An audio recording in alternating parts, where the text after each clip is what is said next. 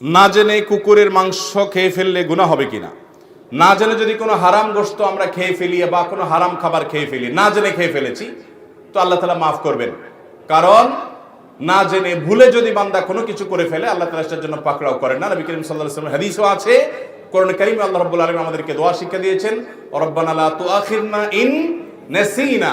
আল্লাহ, আমরা যদি ভুলে যাই তাহলে আপনি আমাদেরকে পাকড়াও করবেন না। অতএব ভুলে গিয়ে কেউ কিছু খেয়েছে অথবা না জেনে খেয়ে ফেলেছে নিজের অজান্তে, তাহলে তার গুনাহ হবে না, আল্লাহ তাআলা তাকে মাফ করবেন। কিন্তু ঈমানদার তিনি খাবার যাচাই করে চেক করে খাওয়ার চেষ্টা করবেন।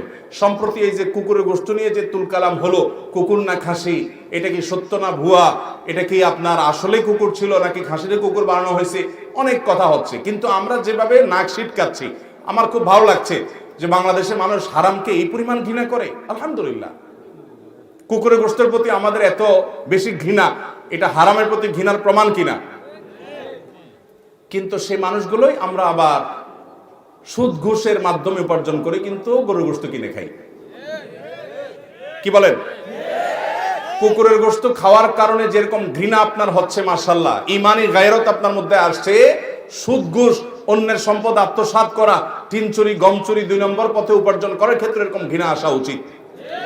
তাহলে আপনি ঈমানদার হলেন। আর না হলে আপনি একটাকে হারাম মনে করলেন আরেকটাকে হারাম মনে করলেন না, ব্যাপারটা সেরকম হয়ে যেতে পারে। আল্লাহ আমাদেরকে সব হারামের প্রতি ঘৃণা আমাদের সৃষ্টি হয় সেরকম ঈমান তৌফিক দান করুন, সেরকম তাকওয়া আল্লাহ আমাদেরকে নসিব করুন।